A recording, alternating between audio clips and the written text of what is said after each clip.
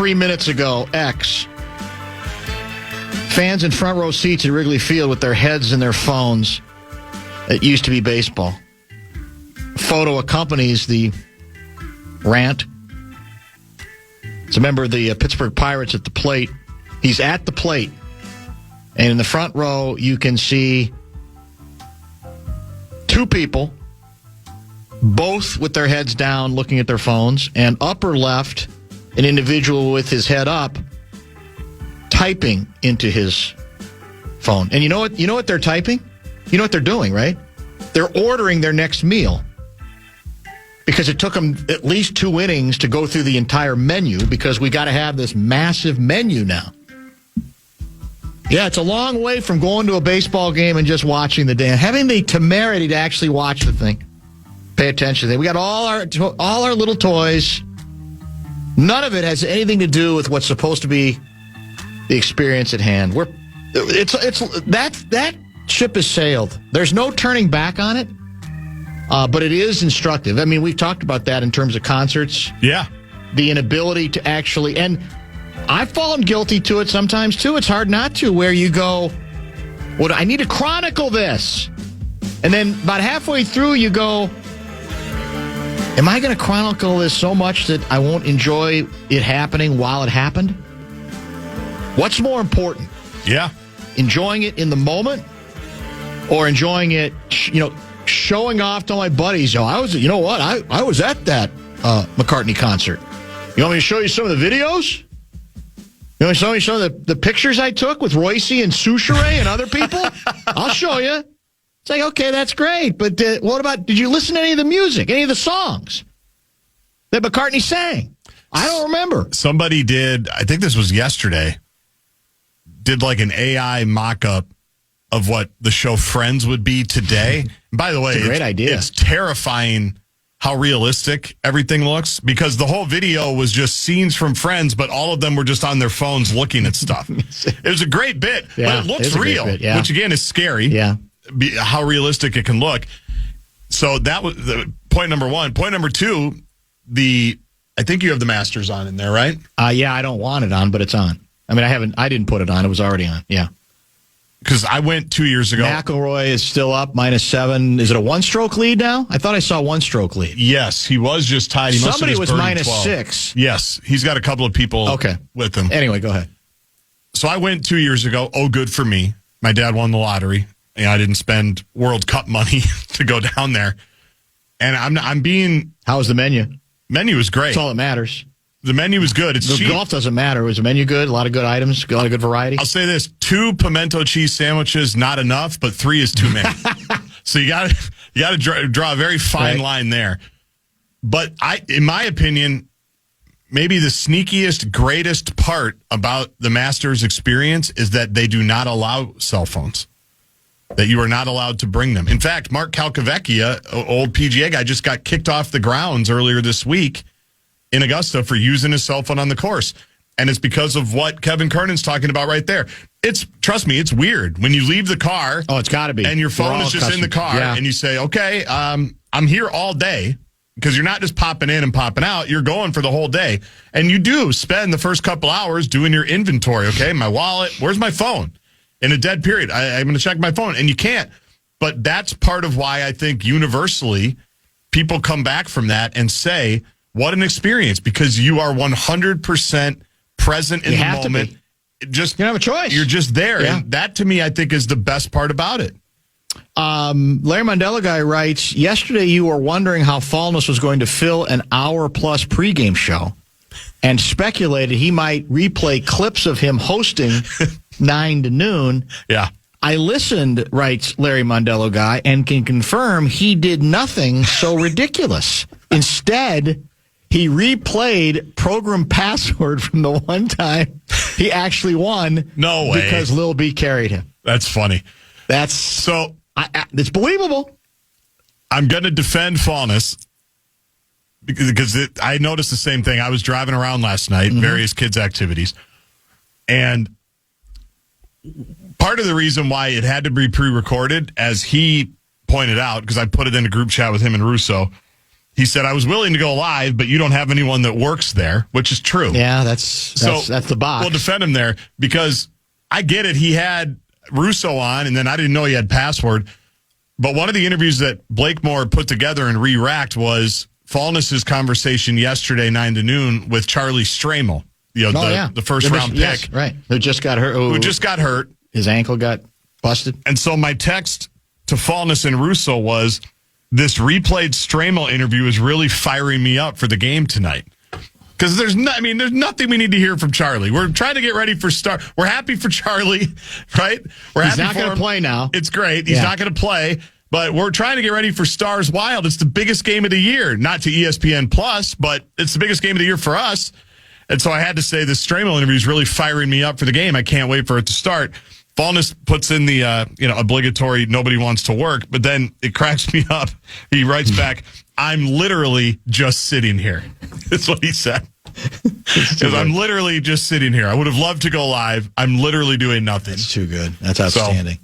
So, check the Stramel interview if you want on the Paul Allen On Demand is this channel. allegation true?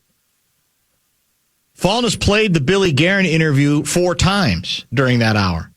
I doubt that. That seems unlikely, you think, even for him? He did, though, play a couple segments of your Sarah Spain conversation from a year and change ago. We talked, as I recall, a lot of hockey on that occasion, didn't we? Big puckhead, yes. Dan, Spain. I took pictures. This is from Elijah. I took pictures before the game. I know you're talking about concerts, but I was at a Twins-Tigers finale, the 4-game sweep with a buddy, and my 6-year-old and 4-year-old, and we took pictures before the game and during the game. We focused on the game itself. I also watched the highlights after, saw my group on TV twice, and everyone had their head up looking at the game, not their phones. That's great. It's absolutely great enjoying the moments. The final out I did video, but was watching the game with my eyes while I recorded the last out. Otherwise, I was completely present at the game. Now with concerts, I usually record parts of my favorite songs, but it's parts not entirety, and still majority of concert, I'm completely in the moment, but that's me. Love the show. That's Elijah. Look, again, everybody gets to make their own choices. You pay your money, you do whatever you want to do. It's just an interesting phenomenon that we see played out over and over again. And it's all conditioning. We know that. And we're all, guilty of it to certain degrees. And that's nobody's committing a crime. Right. Paying attention to their phone rather than whatever action is going on in the field. And in fairness, baseball is not continuous action. Baseball, part of the charm of baseball, even pre-cell phones, is that you can be in and out of it a little bit. It's more leisurely. It doesn't force you to be epoxied looking at what's on the field. But I do think it has made it too easy for people to prioritize the wrong things and not really fully leave an event having maybe taken the entire advantage of what that event represents in terms of what you took in, what you watched, what you were thinking about the whole bit. And now for a lot of us, it's such habit. It's like a nervous tick, right? It's like there's an uncomfortable silence. I'm going to look down at my phone. No doubt. Even if I'm staring at nothing, I'm still going to look down on it. But yeah, the picture that was sent here was, Kernan included was, it's classic Kernan, first of all. Yep. But there's absolutely some truth to it too. All right. Pause now. We've got to catch up with Lou Raguse, who's making news again, just kind of writing about the news or reporting the news. And this is more Minnesota scandal stuff related. The backstory in this case, you really cannot make up. It is done as a society material. We'll let Lou set up the story and find out exactly in this case what went wrong and what the ramifications are. All of that when Lou joins us next.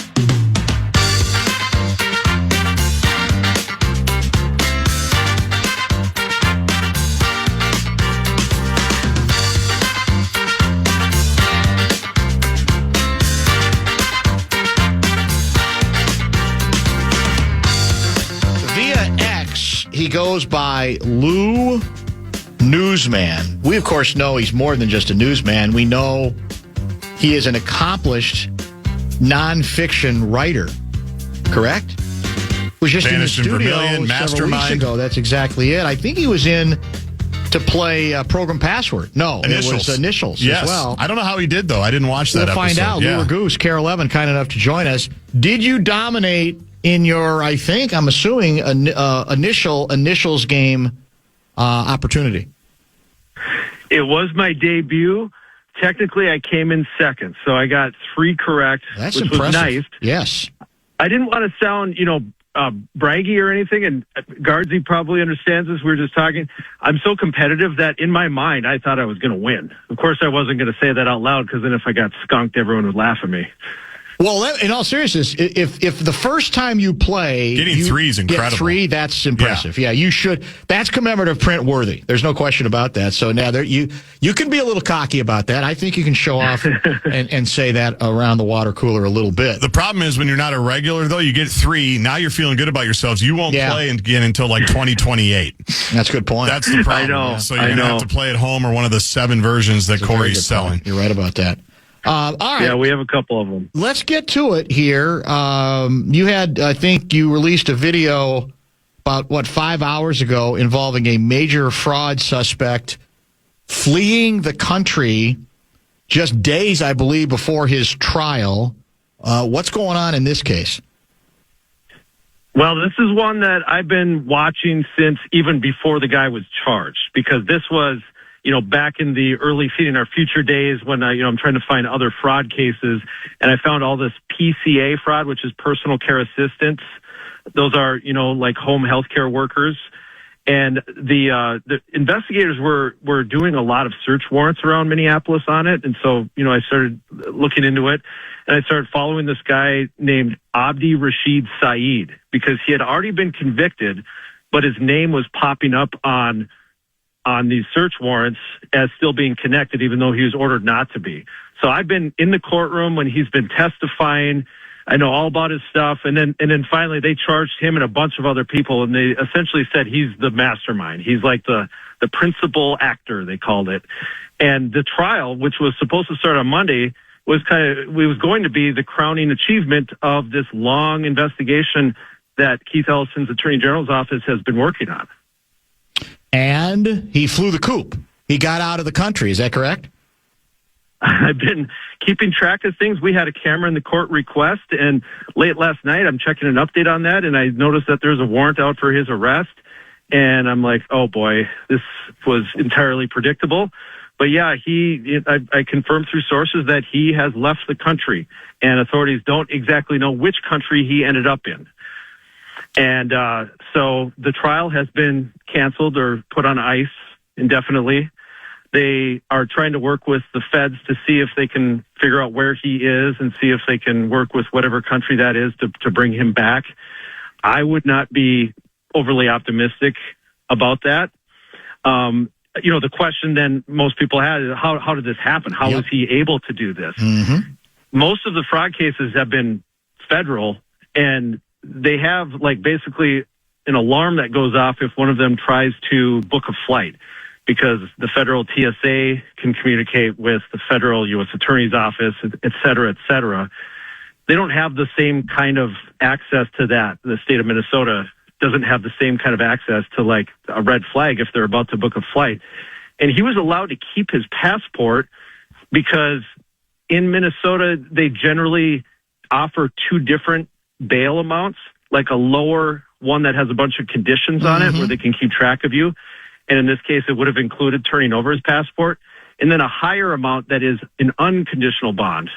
So technically, he got to keep his passport because he paid the $150,000 for the higher bond. Of course he did. He's got all that money. He didn't even break the rules by booking the flight because he had no travel restrictions. So I'm going to keep this source anonymous, but this individual describes state court bail as abysmal in the state of Minnesota. This would certainly seem to confirm that point, because I do think people have a right to say, how in the hell, at any price, can a system be in place that makes it this easy for the alleged bad guy to get away? Well, you would think that in crimes that involve theft of large amounts of money, that would be a consideration. in Minnesota, everybody is afforded bail, like a chance at bail, right. I should say. It's the law here. Yep. Like, so they have to set an amount, but the judges have discretion. And I mean, here's the thing, everybody, of course, the judge is Juan Hoyos. Everybody's going to pile on him now. Besides that, he has been the one judge who has ruled in favor of the prosecution. This is connected to the case where the judge overturned the jury's guilty verdict. Okay. These are related. And so, but Judge Hoyos said, they were trying to get charges dismissed, and he ruled the opposite way of his fellow judges on so many other issues. But then now this bail thing, it looks terrible. Obviously. Looks absolutely. It's still, I get the fact that what the state rules are regarding bail. I still have to believe that there should be cases in which there are certain stipulations that at least get, that something gets triggered if someone is at the airport, checking it, whatever the case may be. Is that outlandish a concept? Or do we just live with that sort of possibility, the way the state bail system is set up? Well, if so, the prosecutor wanted the unconditional amount to be $1 million. And that would have been, I don't know how liquid this guy was with his cash, but $1 million would have been hard to post to be able to get away with it. And then he probably would go for the conditional bail. And then they add conditions where they take away the passport, or like in violent crimes, they have GPS monitoring. And so there are guardrails that are in place when there is a conditional bail. But by definition, an unconditional bail means that there's no conditions. Like he could have flown to other countries 10 times in between the day he was released on bail and his trial, and not have violated anything as long as he showed up for his hearing. But it wasn't triggered until he finally didn't show up for his hearing on Tuesday. This can't make sense to anyone, can it? It's embarrassing. Yeah, it's incredibly embarrassing. And the Attorney General's office has to be especially disappointed because they had their last conviction, their last trial, the judge just overturned it and said the guy's innocent after the jury convicted him. This was going to be, they're going to make up for that by convicting the guy who was the worst offender, and then now he's gone. So now they have to wait until June to try on the next guy. And so it's been a bad run here. And I mean, of course, I know from all the stories I do how much people hate to see fraudsters get away with it. Let's also. And by the way, this guy was convicted earlier, so he is a fraudster who is being tried again for reoffending.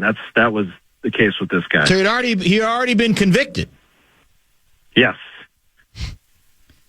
Sometimes I got to believe when you're doing these stories, you just shake your head. I mean, it's stunning. It's astonishing. So when this guy was in the courtroom testifying, and we had a camera in the court, so it was just exquisite planning on our part to have the camera in the court when he was there for a probation hearing, because I knew that he was under investigation, and I don't know how much he knew he was under investigation for the second time.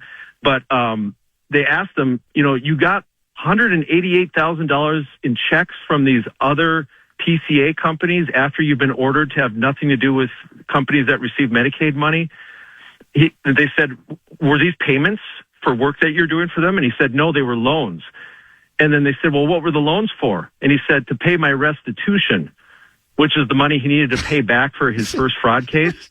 So he was using taxpayer money that was stolen allegedly by these other PCA companies to pay back the taxpayer money he stole in the first case. I got to believe, you're the guy who writes the books. I got to believe there's going to be a book here somewhere, and it'll read like satire. That's the thing. You'll be able to present it as factual. These things happen, and most people say not possible. If they're not attached to these stories, they go, no. Raguse is making some of this stuff up, or he's enhancing it, or he's satirizing a little bit. It can't possibly be happening. Tell me about the story of one Gandhi Mohammed as well. You have videoed and tweeted about him recently as well. So if you see the videos on social media, that's the guy who I was chasing up the escalator after court. And by the way, my camera did not pick up the sound, but he said bye as he took a dip to the left and then turned back and went towards the escalator, because the Sounds like news Sauce. photographers all got caught in that revolving door. So he thought that he had escaped, but then I was, hot on his tail, made it up the escalator, and then, got the walk shot in the upper hallway, asking him questions. The thing about Gandhi Muhammad, so he pleaded guilty to stealing, to basically laundering, about $1.5 million, and he'll go to prison for that. But the bigger thing about the story was he has received at least $36 million from other Medicaid programs that his companies participate in. We don't know how much of that, if any, is fraud. However, his lawyer was able to negotiate a plea deal that they would not prosecute him for any other investigation that's currently going on. And I have to imagine that would mean for Medicaid fraud. That's not a normal thing that goes into a plea deal. It's significant. And so I think that, he'll go to prison for 3 years or whatever for stealing $1.5 million, but he might be getting away with more. We'll just, maybe we'll never know, but I think we'll find out a little bit later. This is a plea bargain with the feds in this case, correct? It is, yep. I think they really want to finish up the Feeding Our Future meal fraud cases, and that's what this one was, because they haven't charged very many of those Medicaid cases yet. And that's, I know it's a lot of different phrases and whatnot, but the Medicaid one is where Joe Thompson had thrown out the number of up to $9 billion Yep. of potential fraud. And so if there really is, anywhere close to $9 billion in potential fraud, one would hope that there will be dozens and dozens and dozens of people charged for that. So far, we've only seen a small handful of people charged. So I know that investigations are ongoing, and I don't know the timing of when those charges are going to come down, but they are still overloaded with those meal fraud cases that have not been wrapped up yet, and I know they want to finish them up. This individual, I believe you've reported on this in a lot of depth. He was an American citizen, a military veteran, correct, and also has an MBA. Is that right? Yeah. He fought in the war in Iraq. He had all the tools to be very successful without having to commit fraud. And so, that's part of what makes it frustrating in that case. Do we have any indication about the severity? He pleads guilty. So what does that mean in terms of what kind of, is it too early for us to know what kind of punishment and why? Well, you mentioned they're trying to wrap some of these things up, but just seems like an awful lot to give up. And depending, I guess, once again, on what the guilty plea leads to in terms of any kind of meaningful punishment. Yeah, his case involves a whole family. So his sister was a terrible offender, one of the worst. She worked with Amy Bach at Feeding Our Future. She secretly recorded Keith Ellison and gaslit him about them being racist and trying to shut down the meal sites and whatnot. She recruited her mom, two of her brothers, her sister, and her best friend to all help, and they all got charged together. So Gandhi is her brother. Ikram Muhammad is her name. Gandhi Muhammad is his name. So Ikram, she'll get, I would guess, at least 10 years in prison. She's the main offender of that group. And Gandhi, based on the charges and the guidelines and whatnot, it's probably going to be around 3 years in prison. Okay. And they are ordered to pay back the money. The question is, does that money exist anymore? Like, what percentage of it will be paid back? There was a funny moment when Gandhi Muhammad was in the courtroom because he blurted out that I'm going to write a check right now and then right as he's about to say the amount, his attorney shut him up. So then afterwards, downstairs, I asked the attorney, well, how much is the check he's writing out? And then the attorney was playing dumb and said, I don't know. I'll have to check the transcript. And then I was like, what, the transcript of the hearing that we were just in? Come on. I see that video. Yeah, Nicholas, is it Kaiser, K-A-I-Z-E-R, Kaiser? He was playing like he didn't really know. Playing like he didn't know how much money his client was going to pay back. So that's something that, what I hear a lot is like, how much of this money are we going to get back? Yeah. And, I think people, prison is, obviously people want everyone to go to prison, but prison doesn't mean as much when you're not getting the money back, I think. I sometimes you just leave me speechless. I don't know where else to go. I'm assuming you're already on to the next tip, and then there's going to be another revelation by Monday or Tuesday. Is there anything brewing that you can at least tease us with, if not give us the actual next big story? Well, the crazy thing was I thought that today was going to be the day that I did a story that didn't have to do with fraud. I'm pretty interested in like the Minneapolis City Council stuff and the Chief O'Hara drama and all that sort of stuff. Here's something it's a talker, and I'm going to be reporting about it. But Minneapolis, they've lost so much money in their tax base. Yes. With, the downtown buildings, not having to pay as much, all that kind of stuff. So then property taxes have raised. They did a study to figure out how to generate more money. And like, would that mean like a sales tax in the city? Like, what could it be?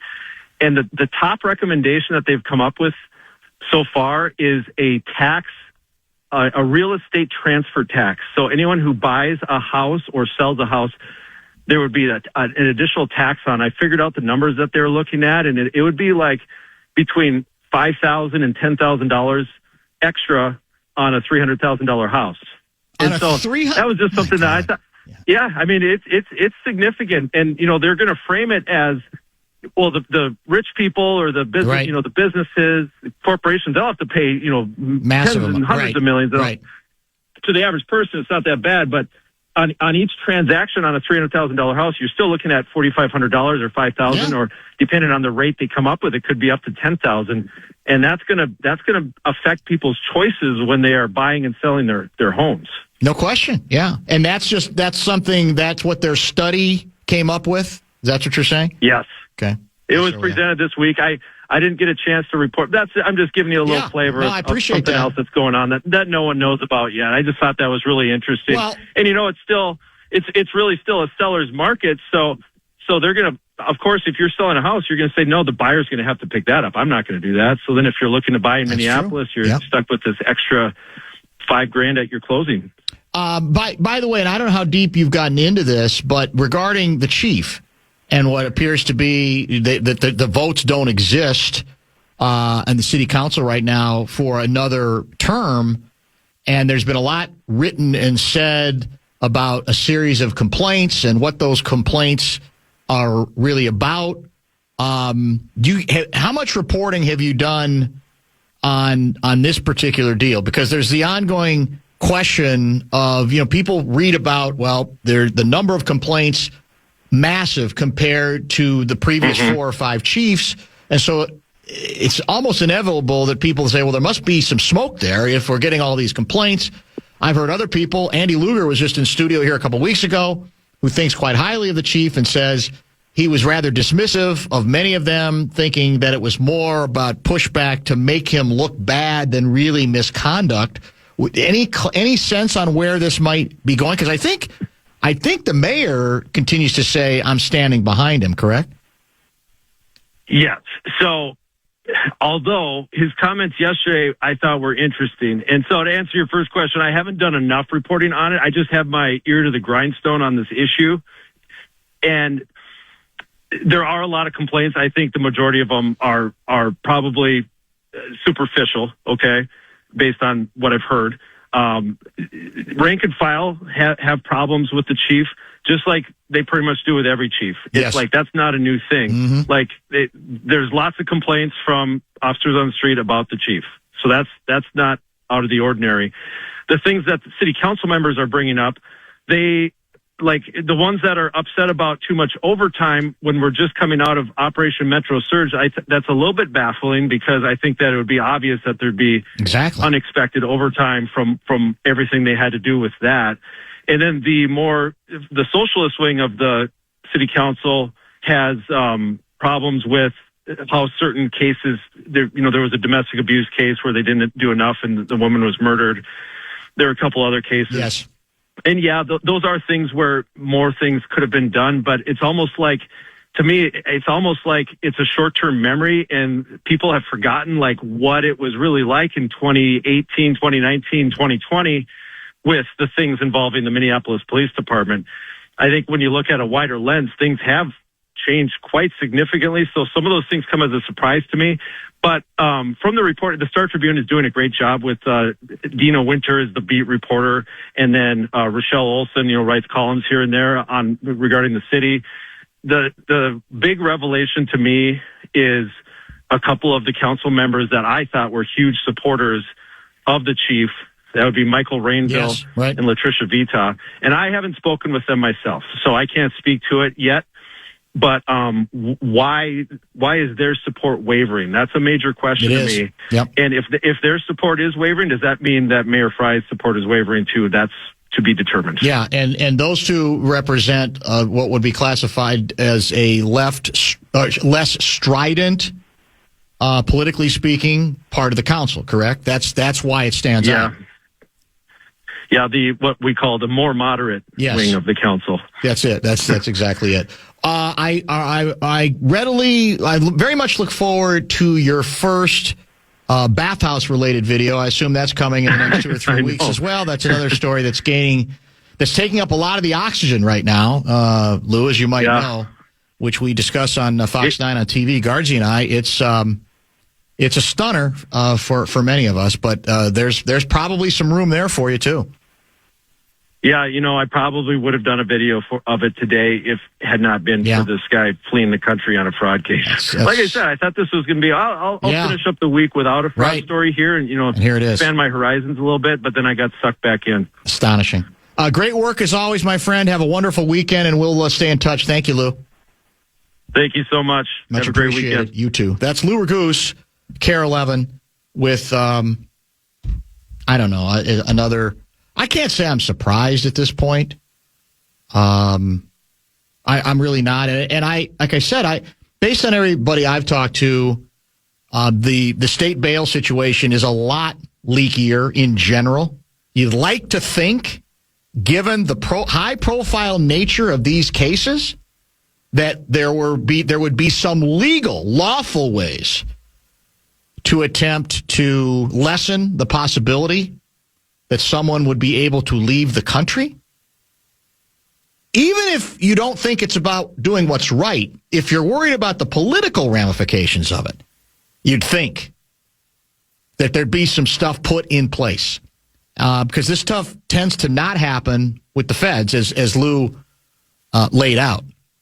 So stay tuned. I mean, there's just when you think, well, we've exhausted that story, there's nowhere else to go, there's always going to be someplace else to go. I think that's pretty much the nature of where we're at. Bradshaw and Bryant, KFAN text line is open at 64686. That's 64686.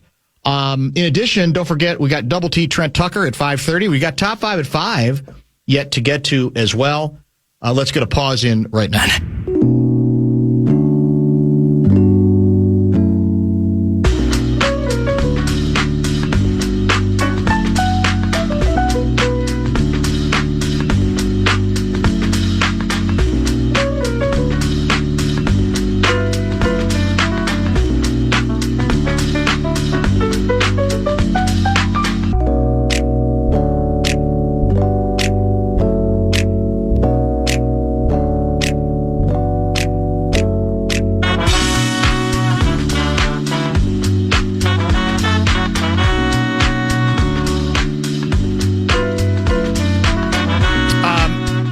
Into my email account, BarreroKFAN.com, listening apparently to Lou Raguse. This is, let's see if there's a name attached to this.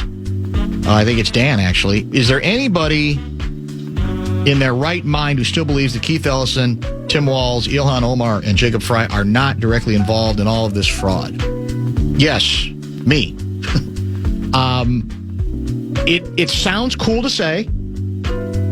And if you want to pound your fist about it, you can. Because it makes you feel better. Because these are the individuals who are in power. And I have certainly not been shy about saying that the power structure in this state has not been interested enough in pursuing these stories for all of the wrong reasons, and that has indeed contributed to a climate that made it ridiculously easy to get there. So there's accountability involved in that. There should be discussion involved in that. Anybody who listens to this show knows that that's been the position here for months and months and months and months. There's just too much evidence of it. No, don't go down that road. Delicate subject. we do not want to be accused of racism. Back off. Now, who's saying those things and how direct are those warnings? How implied are those warnings? All that's up for discussion. But there's a lot of reporters I respect who've been covering this stuff from the beginning, Lou Raguse included. And we have not yet seen because this allegation isn't that you were asleep at the wheel or you weren't paying close enough attention. This is saying you did it. In on it. You were in on it from the beginning. You loved it. You somehow profited from it. So if you want to go with direct involvement, you can. It's legal. It's the great thing about America. But you have to offer up evidence, not just feelings that indicate that there is fire to go with whatever smoke we've already seen. This is the irony of it is all of this is enough of an indictment for me anyway regarding the regime. And I think the governor has been dragged along, frankly, but that should not let him off the hook. I think that's largely, deep down, people in the DFL knew that he shouldn't run again because of many of those concerns are legit. Where is the accountability then? I don't know.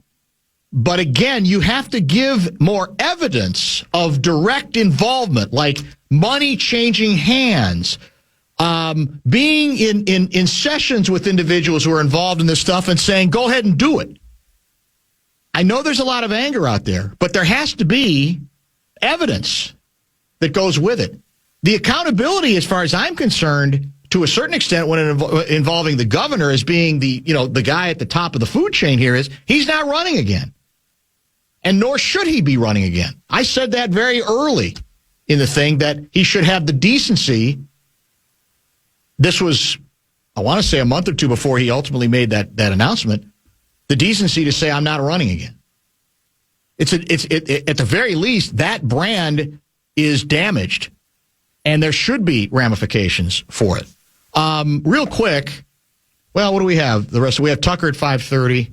I'll save it. I'll save it for after the top five at 5, because we touched on the steam room story. That's what I call it. Would it be saunas? Would it be what's the overarching term for bathhouses? Yeah. We touched on it with Kessie Wednesday, I believe. Right, that was on the list of items that we got into. But since then, there's been more debate apparently at the city council. And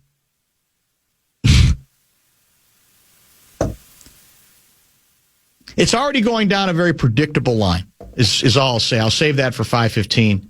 A very predictable line. And it's the kind of line that, quite frankly, is exactly why you can argue there wasn't enough pushback early on feeding our future, for example. The strategy that's being implemented on parts of the city council right now is exactly the same strategy that got us, the state, in serious trouble when it came to millions and eventually billions of dollars being stolen from the people we were trying to get it to. The exact same strategy is already being used. So we'll save that for 5:15 today. 64686 is the Bradshaw and Bryant KFAN text line. Somebody said, well, on the side of the feds regarding the plea bargain in which you don't even get prosecuted for another very serious series of charges, can we blame that on Andy Lugar? No, because Lugar's not there anymore. Now, he may know about that case. My guess is he does. But he's got nothing to do with strategy now when it comes to what you accept on a plea bargain, right? And what the ramifications are in that situation. Plea bargains are a part of our system. And sometimes they drive us crazy. Sometimes they serve a larger purpose, I should say. But he has nothing, absolutely nothing to do with that at this point. In fact, most of the people he worked with, I think, have resigned, right? That's been one of the things we discussed that I think was one of those hidden losses that we're not even going to completely understand the significance of until, quite frankly, pretty much sometime down the road as well. Let me get to... I bet if Trump was governor, it would be all his fault, but since these are all libs, nothing to see here. What did I just get done saying? I said there's plenty to see here. I'm saying that the climate that existed was way too permissive, that unquestionably led to making this sort of fraud easier. How is that my saying there's nothing to see here? We try to be precise on this show.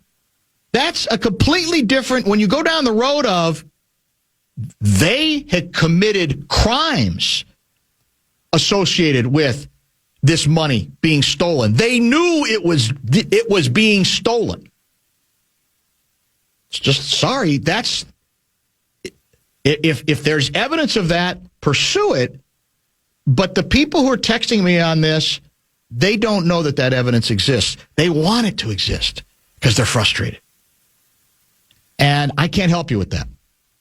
But stop pretending that I'm saying there's nothing to see here. We've done nothing. We've probably spent more time on this A-section story than any other A-section story, certainly over the last, would you say year? 8 months? 9, whenever. Yeah. We've continuously covered this particular story. And so much so that we have Paul Bloom and Lou Raguse fighting over the airtime. That's exactly it. Friends and rivals. There's that, too, as well. So, again, I get it. I know. I feel your pain. I know what you're looking for. You want heads on a platter. You want people in prison. Damn it. Send them to prison. You just have to get evidence, which is exactly what Lugar and his folks were doing, which is why we are even in this position in the first place. By the way, a Democrat named Andy Lugar, the guy that is now, when we have him on occasionally, under siege for why are you putting this Democrat on. He's the guy who got this whole ball rolling with some help, as he would say, from a number of people inside working with him, staff members included. Top 5 at 5 starts where? What do we have? Will Anthony Edwards make his return tonight? Gun belt tight. And what was your favorite home ice advantage moment?